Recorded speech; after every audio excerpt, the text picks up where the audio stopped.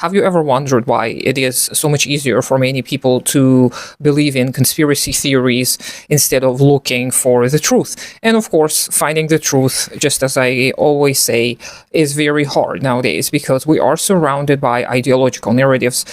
Yet the ease with which some people are so willing to jump into conspiracies, it is telling. It is telling. And this is something that most of you are probably going to be familiar with. It is obviously fear. People would much rather believe in some kind of an evil entity because it is something that is easily available. There is a lot of narrative surrounding conspiracy theories, and it's a satisfying narrative. It is a dichotomy, simplistic dichotomy of good and evil. Here are the bad guys, you name them, and we are the good guys. So, of course, we want to cling to such childish beliefs. It is natural, quote unquote, to want to believe in simplistic narratives, but moreover, it is protecting you from realizing the banality of evil, right? Because if nobody is conspiring specifically against your target group, then it becomes very much impersonal, and you all of a sudden become a very much pathetic being who nobody cares about, and you just happen to be in the way. And that is what is much truer than a lot of these conspiracy theories. The fact that we are all fodder for capital, we are all a resource that is expendable, that is disposable. This truth is so much harder to accept than the invented story about how someone wants to get rid of all such and such people and replace them with such and such people, and all of those crazy conspiracy theories. I'm not going to reiterate them, repeat them, because I think most of them are silly and disgusting. I don't want to repeat disgusting lies on my channel. The thing is, we're so preoccupied with feeling good about ourselves, with the narratives, and with feeling important and feeling like we matter, and the simplistic narratives that offer you this easy solution where you are one of the good guys, you are the fallen hero, you're a tragic hero, whatever, you're going to rise to your power and one day, and you're going to get what you deserve.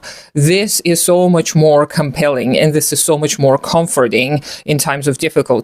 It's much harder to accept rather than the narrative that you don't matter as a person. Nobody cares about you personally. If you die, no one's gonna bat an eye except for maybe a few people who are close to you, and that's just it. You are going to be used up for your labor force and then thrown into the ditches, and that's the end of the story. This is a very sad story, and that's the story we're all living in.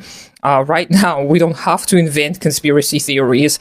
And of course, we as communists and socialists, we have to start coming up with compelling narratives as a beginning strategy, okay? I'm not advocating for people to come up with stories that are not based on reality. I don't want anyone to go out there mimicking all of these conspiracy theories, but we can definitely learn that it is important to have that narrative structure. When people are just beginning to get into the leftist circles, it is very important to try and ease people into some of these more theoretical frameworks. And I love throwing Lenin and Marx at people. And I have not finished Marx's Capital myself. I've read Lenin very haphazardly. So I'm not saying that you shouldn't read theory, but I understand that it may take time for some people to actually get into theory, read it very thoroughly, understand it, process it, live it, and then if you wait until that moment, you're going to probably wait for a long, long time. And meanwhile, as you're reading theory, you should also engage with your community and talk to the people in the language that is more accessible to them. That does not mean you should water everything down. And sometimes you can throw Lenin at people if the moment is pertinent, if it is appropriate for the moment. But otherwise, creating this narrative structure where we build solidarity off of reality that that, yeah, there is a conspiring group of people, but they do not conspire directly against you and I. They conspire against people like you and I. They don't care if we look exactly the way we do. They don't care if we advocate for such or such things. What they care for is our labor force, and they care for our obedience, and they care for our ignorance, because if we are obedient and ignorant, then they're going to be able to exploit us a lot. So this is what we should try, I believe, and do at first when we start talking to people who may be somewhat on the fence and interested in possibly learning more about communism and socialism. And of course, this is very conventional type of a truth. It's nothing unusual, but it's easy to sit and just invent scenarios where you're going to say this and quote that and be so rock star on the stage in front of everyone. But when push comes to shove, when you're in front of an audience, if you happen to be in front of an audience, or if you're just talking to one other person or a few people, you're not going to be as prepared as you are when you typically type on your phone. Granted, some people are not prepared when they typically type on their phone either, but you are probably going to make life easier for yourself if you first go off with some simplistic narratives, talking about the common griefs, talking about how such and such people may be discriminating against such and such people, but they're not doing it because they're innately evil. They're not doing it because it is in their nature, because the nature of humans is flexible. And you can point out to all of these various sources that I've shared over the years, all of these various studies of how humans are so much more cooperative rather than competitive. You can draw on anecdotal evidence, etc., etc. It all depends on the situation, of course, so your mileage will vary, but jumping at everyone with the theory is, of course, the telltale sign of somebody who hasn't had a lot of in-the-field experience. And when you start talking to people in real life, you notice very quickly that the vast majority of the people, they're very much pro-socialism. It's just that they have been indoctrinated for years, especially in the West, that communism is the ultimate evil. They don't know what it is. They don't know what capitalism is.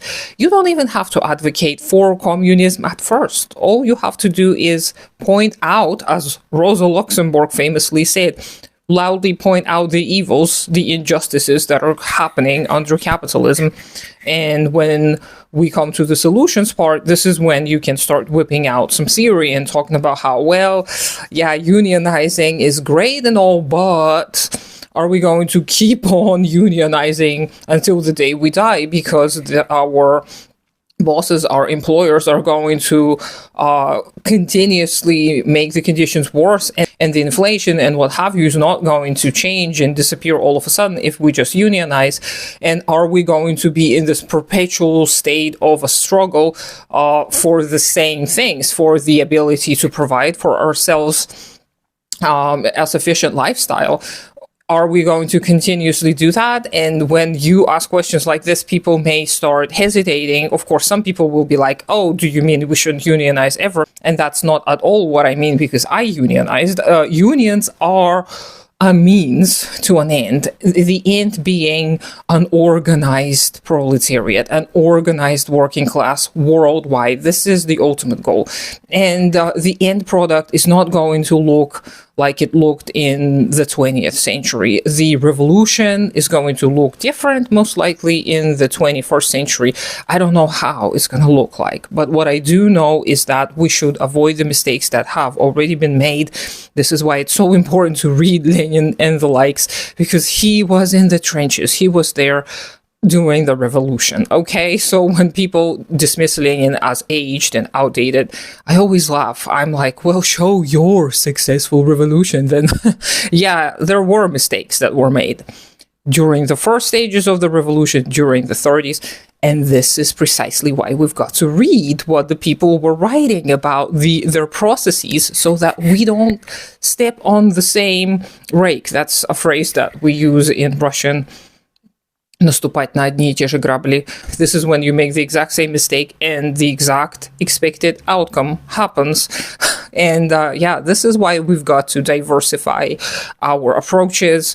Of course, do what we can and not take upon ourselves too much of a responsibility. Staying modest and humble, because this is what I've been talking about for a long time. A lot of us, after we learn the truth or some different glimpses of the truth, we want to jump into talking to everyone about this. We become obsessed, maybe some people don't, maybe some people are not neurodivergent and they don't become that obsessed, but we may want to start talking to everyone. And it's good to come prepared. It's good to actually talk effectively and save up on your own energy and not waste it. So let me know what you think.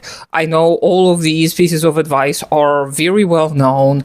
I know you know this. I hope you do use it to the best of your ability, and I hope it helps you in your organizing efforts. Do let me know what you think. Subscribe to me on all the other social medias. I'm beginning to record more podcasts. I don't think I've recorded one this week. I'm not sure yet. Do consider support me on Patreon. Of course, take care of yourself and your community first. Have a great day, and I'll talk to you sometime later.